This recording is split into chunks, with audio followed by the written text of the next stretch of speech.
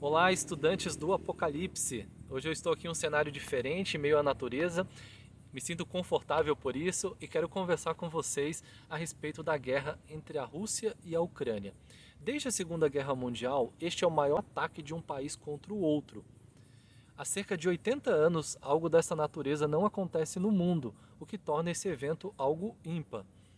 Um outro aspecto interessante desse conflito é que essa guerra não é apenas política. Eu já falei isso em outros vídeos, que essa guerra também tem um viés religioso. Por quê? Em 2019, a Igreja Ortodoxa da Ucrânia resolveu se separar da Igreja Ortodoxa da Rússia. E essa divisão, esse cisma, não foi superado até hoje. Tanto que o patriarca Kirill, que é o líder máximo da Igreja Ortodoxa na Rússia, ele já fez declarações em sermões e em entrevistas dizendo que ele apoia, ou no mínimo, ele consente com essa invasão da Rússia na Ucrânia. Ele, como sendo um líder de uma religião cristã, não deveria de forma alguma apoiar esse conflito. Mas por conta desse cisma, da divisão entre a Igreja Ortodoxa da Rússia e da Ucrânia, ele resolveu apoiar essa guerra. Não é o único motivo, mas é um dos motivos desse conflito nesse lado religioso, podemos dizer assim. O mundo, nessa crise, nessa guerra, claramente ele não tem um líder político que o represente. Tá? Nem na Europa, nem nos Estados Unidos, seja na China ou no Japão, não há um representante político que seja uma unanimidade que neste momento possa dizer assim, olha, o mundo precisa fazer isso e todos vão seguir para que haja paz. Não existe essa figura entre as principais nações do mundo. Porém, há alguém que tem se portado nos últimos anos como líder moral do mundo. E claramente esse é o bispo de Roma, o Papa Francisco. Cerca de 10, mais ou menos 10 dias antes da guerra, o embaixador da Ucrânia no Vaticano, ele deu uma entrevista, isso 10 dias antes de começar a guerra, e ele falou nessa entrevista de que se o Papa chamasse um representante da Rússia e um representante da Ucrânia para irem ao Vaticano, para fazerem um acordo para que não houvesse guerra, a Ucrânia aceitaria isso imediatamente. O interessante nessa fala dele é que ele colocou o Vaticano e o Papa como o único meio ou canal, digamos assim, como palco para que se evitasse uma guerra. Claramente ele aceita o Papa como o líder moral do mundo e se porta dessa maneira, aceitando essa questão. Tá?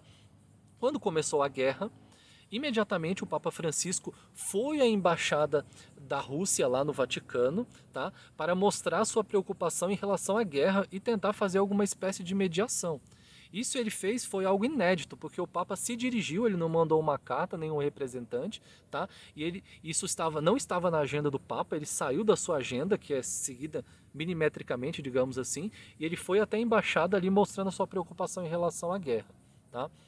No dia seguinte, né, a esse momento onde o Papa foi à embaixada da Rússia, ele ligou para o presidente Zelensky, que é o presidente da Ucrânia, falando que ele estava orando pela paz e o que fosse necessário ele faria para acabar com aquele conflito. Tá? Agora, eu gostaria de trazer uma notícia, um fato que aconteceu essa semana. Tá? O prefeito de Kiev, a capital da Ucrânia, ali que está sendo atacado, né? A cidade de Kiev tem sido alvo nos últimos dias aí da Rússia. Ele escreveu uma carta para o Papa, né? E pediu para que o Papa fizesse uma viagem de emergência até Kiev, até a Ucrânia. Porque ele sabe que se o Papa pisasse na Ucrânia, em Kiev, a capital, não haveria mais guerra. Quem que seria o louco no mundo, né? Nem o Putin, né? Seria capaz de mandar bomba em Kiev, na Ucrânia, enquanto o Papa estivesse lá. Porque claramente o Papa tem se portado como líder moral do mundo. Isso é indiscutível, tá? Um outro aspecto interessante, um outro fato, né, interessante, foi que o Papa conversou, isso hoje, quarta-feira, no momento em que eu estou gravando esse vídeo, ele conversou por videoconferência com o patriarca Kirill, que, como eu já falei, ele é o líder máximo da Igreja Ortodoxa na Rússia, que tem apoiado a guerra. E ele falou algumas coisas duras para o patriarca Kirill. Ele falou para ele o seguinte, ó, a igreja não deve usar linguagem política, ela deve usar a linguagem de Jesus, a linguagem do evangelho. Ou seja, não deve se misturar com a política apoiando essa guerra. Pelo contrário, tem que ir contra. E o Papa até admitiu nessa conversa aí por videoconferência, ele falou algo interessante. Ele falou assim, olha, lá no passado, ou seja, lá na Idade Média, nós cristãos participávamos de guerra, apoiávamos as guerras, promovíamos guerras, chamávamos essas guerras de guerras santas, né? Só que ele fala, hoje a gente não pode mais fazer isso. Hoje é inadmissível ter guerras santas, guerras em nome da religião.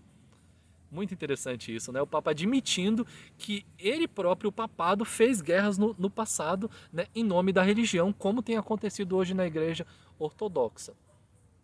Mas nessa mediação, né, ele conversando com a igreja, com o líder da Igreja Ortodoxa na Rússia, claramente ele está ali se portando como um líder moral do mundo, dizendo, olha, você precisa fazer alguma coisa, né, patriarca Kirill, você precisa ir contra a guerra, fala lá com seu amigo Putin para acabar com isso daí.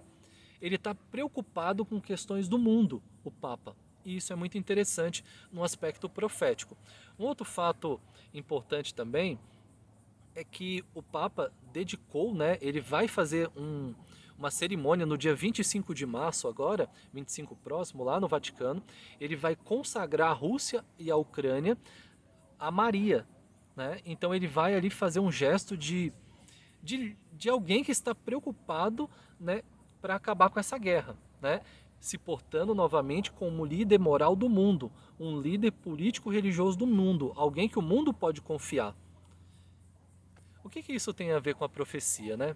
A gente analisar o Vaticano preocupado com o fim da guerra, com o fim da pandemia, com problemas mundiais. Como eu já disse, o Papa tem se portado como líder moral do mundo.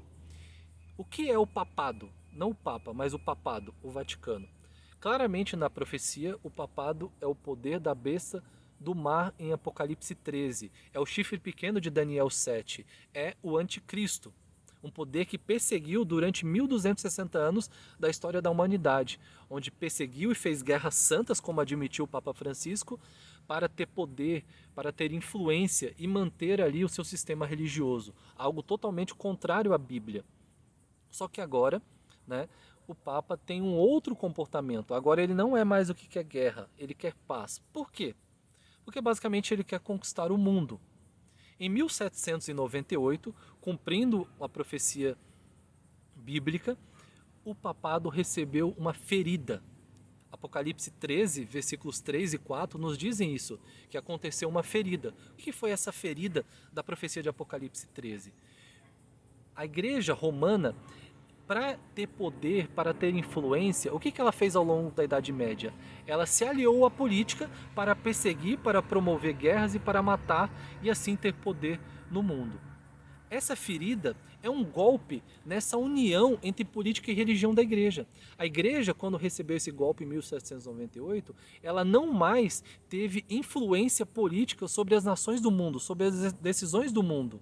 Ela não usou mais a política para executar os seus planos. Isso deixou de acontecer desde 1798.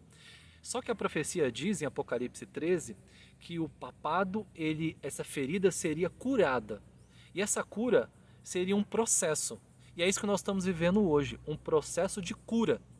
E o papado tem usado de um discurso bonito, né, tem se portado como líder moral do mundo, tentando resolver os problemas do mundo, usando um discurso bonito, convincente e trazendo para causas que realmente são necessárias.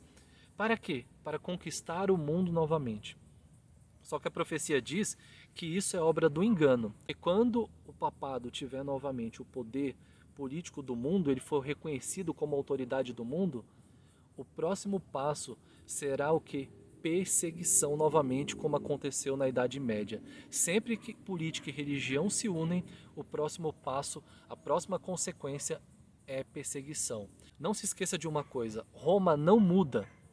Ela se disfarça com uma máscara de piedade para enganar, mas Roma não muda. Quando Roma tiver o seu poder novamente, podem esperar, a perseguição virá. Jesus está voltando, que nós estejamos preparados para os eventos finais. Um grande abraço e fique com Deus.